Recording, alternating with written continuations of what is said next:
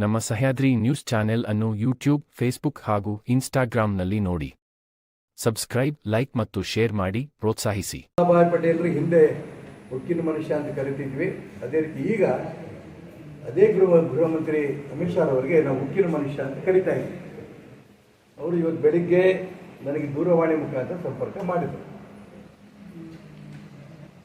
ಹೇಳಿದ್ರು, ನೀವು ಇಷ್ಟೊಂದು ಸೀನಿಯರ್ ಕಾರ್ಯಕರ್ತರಿದ್ದೀರಿ, ಎಷ್ಟು ಸೀನಿಯರ್ ಲೀಡರ್ ಚುನಾವಣೆಗೆ ಸ್ಪರ್ಧೆ ಮಾಡ್ತಾ ಇರೋದು ಆಶ್ಚರ್ಯ ಆಗಿದೆ, ಯಾಕೆ ಅಂತ ಹೇಳಿದ್ರು.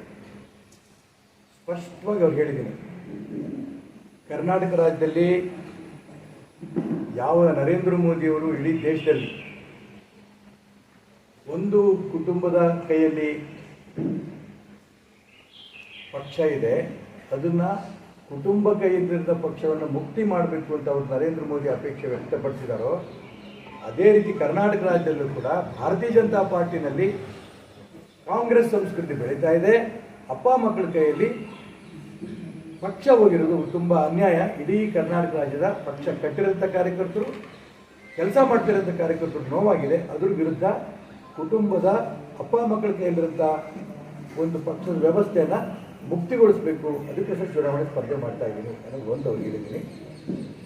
ಎರಡನೇದು, ಇಡೀ ರಾಜ್ಯದ ಕಾರ್ಯಕರ್ತರು ನೊಂದಿದ್ದಾರೆ, ಪಕ್ಷವನ್ನು ಕಟ್ಟಿರೋರು ಕಟ್ಟದೇ ಇರೋರು. ಹಾಗಾಗಿ ಅವರೆಲ್ಲರಿಗೂ ಸಮಾಧಾನ ಆಗಬೇಕು, ಸರಿಯಾದ ಪಕ್ಷ ಆಗಬೇಕು ಅನ್ನೋ ಉದ್ದೇಶದಿಂದ ಸ್ಪರ್ಧೆ ಮಾಡ್ತಿದ್ದೀನಿ. ಅದಕ್ಕೆ ಅವ್ರು ಹೇಳಿದ್ರು, ಈ ವಾಪಸ್ ತಗೊಳ್ಳಿ, ಚುನಾವಣೆ ಸ್ಪರ್ಧೆ ಮಾಡೋಕ್ಕೆ ಹೋಗಬೇಡಿ, ನೀವು ಏನೇನು ಅಪೇಕ್ಷೆ ಪಟ್ಟಿದ್ರು ಅದೆಲ್ಲವೂ ಕೂಡ ಮುಂದೆ ಮಾಡೋಣ ಅಂತಂದರು. ನಾನು ಅವ್ರಿಗೆ ಡೆಲ್ಲಿಗೆ ಒಂದು 3 ತಿಂಗಳ ಕೆಳಗೆ ಹೋಗಿದ್ದೆ. ಇದಷ್ಟು ನಾನು ಹೇಳಿ ಬಂದರೂ ಕೂಡ ಏನು ಬದಲಾವಣೆ ಆಗಲಿಲ್ಲ. ಒಂದೇ ಕುಟುಂಬದಲ್ಲಿ ಬಿಜೆಪಿ ಕೇಂದ್ರ ಚುನಾವಣಾ ಸಮಿತಿಯಲ್ಲಿ ಯಡಿಯೂರಪ್ಪನವರೇ, ಅದೇ ಕುಟುಂಬದ ಒಬ್ಬ MP ರಾಘವೇಂದ್ರ ಅವರು MP ಆಗಿದ್ದಾರೆ, ಅದೇ ಕುಟುಂಬದ ಇನ್ನೊಬ್ಬರು MLA ಆಗಿದ್ದಾರೆ ವಿಜೇಂದ್ರ, ಅವ್ರ ಕೈಯಲ್ಲಿ 6 ತಿಂಗಳು ಹಠ ಹಿಡಿದು ರಾಜ್ಯದ BJP ಅಧ್ಯಕ್ಷರು ಮಾಡಿದ್ದೀರಿ. ಹೆಂಗೆ ಸರಿ ಮಾಡೋದಕ್ಕಾಗತ್ತೆ? 6 ತಿಂಗಳ ಕೆಳಗೆ 3 ತಿಂಗಳ ಕೆಳಗೆ ನಾನು ಬಂದು ಮಾತಾಡಿದ್ದೀನಿ, ನಿಮ್ಮ ಹತ್ರ ಏನು ಬದಲಾವಣೆ ಆಗಲಿಲ್ಲ. ಅದಕ್ಕೋಸ್ಕರ ನನಗೂ ತುಂಬ ನೋವಾಗಿದೆ.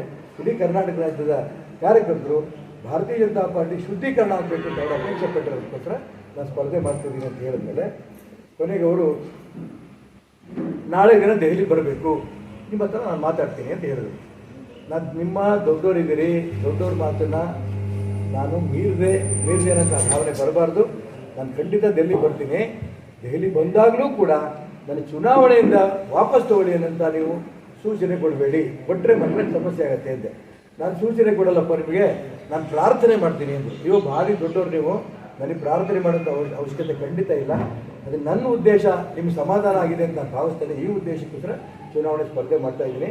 ಚುನಾವಣೆ ಸ್ಪರ್ಧೆ ಮಾಡ್ತಾ ಇರೋಂಥ ಸಂದರ್ಭದಲ್ಲಿ ಇಂಥ ಒಂದು ವಾತಾವರಣ ಬರುತ್ತೆ ನನ್ನ ಪರವಾಗಿ ಅನ್ನೋದು ನಾನು ಅಂದ್ಕೊಂಡಿರಲಿಲ್ಲ. ಈ 100ಕ್ಕೂ ನಾನು ಗೆಲ್ತೇನೆ. ಗೆದ್ದು ಪಕ್ಷವನ್ನು ಶುದ್ಧೀಕರಣ ಮಾಡೋದಕ್ಕೂ ಯಾವ ಉದ್ದೇಶದಿಂದ ನಾನು ಚುನಾವಣೆ ನಿಲ್ಲಕೊಟ್ಟಿದ್ದೀನೋ ಅದೆಲ್ಲೂ ಅನುಕೂಲ ಆಗುತ್ತೆ, ನನಗೆ ಸಹಕಾರ ಕೊಡಿ ಅಂತ ಕೇಳಿದೆ. ಹೇಳ್ತಾ ಇದ್ದೀನಿ, ಅಮಿತ್ ಶಾ ಫೋನ್ ಮಾಡಿದ್ರೆ ಏನು ಮಾಡ್ತೀರಿ, ಮೋದಿ ಫೋನ್ ಮಾಡಿದ್ರೆ ಏನು ಹೇಳ್ತೀರಿ, ಇದನ್ನ ನೀವೆಲ್ಲ ಕೇಳ್ತಾ ಇದ್ದೀರಿ. ನಾನು ಯಾವ ಉದ್ದೇಶಕ್ಕೆ ಚುನಾವಣೆ ನಾನು ನಿಲ್ತಾ ಇದ್ದೀನಿ, ಈ ಉದ್ದೇಶವನ್ನು ಮೋದಿ ಆಗಲಿ ಅಮಿತ್ ಶಾ ಆಗಲಿ ಒಪ್ತಾರೆ, ನನ್ನ ವಿಚಾರವನ್ನು ಖಂಡಿತ ಒಪ್ತಾರೆ, ಒಪ್ಪಿಸ್ಬರ್ತೀನಿ ಅನ್ನೋಂಥ ಮಾತನ್ನು ನಿಮ್ಗೆ ಹೇಳಿದ್ದೆ. ಈಗಲೂ ಮತ್ತೆ ಅದೇ ಹೇಳ್ತೀನಿ. ನಾನು ನಾಳೆ ಬೆಳಿಗ್ಗೆನೆ ರಾಜ್ಯ ಅಧ್ಯಕ್ಷರು ಬದಲಾವಣೆ ಮಾಡಿದ್ರೆ ನಾನು ಚುನಾವಣೆಗೆ ನಿಲ್ಲಲ್ಲ. ನನ್ನ ಉದ್ದೇಶ ಪಕ್ಷ ಸರಿ ಆಗ್ಬೇಕು. ಮಂತ್ರ ಮಾಡ್ತೀನಿ ಅಂತಂದ್ರೆ ನಾನು ಚುನಾವಣೆ ನಂತರ ನಾನು ನಿಲ್ತೊಂಡು ಬಿಡ್ತೀನಿ, ಯೋಚನೆ ಮಾಡ್ತೀನಿ. ಚುನಾವಣೆ ನಿಲ್ಲೋನೆ, ಚುನಾವಣೆ ನಂತರ ತಗೊಂಡು ಏನ್ ಮಾಡಿ ಹಾಳಾಗೋದ್ ಪೂರ ಯಾವ್ದೊಂದು ರಿಪೇರಿ ಮಾಡ್ತಾ ಹೋಗ್ಲಿ ನಾನು.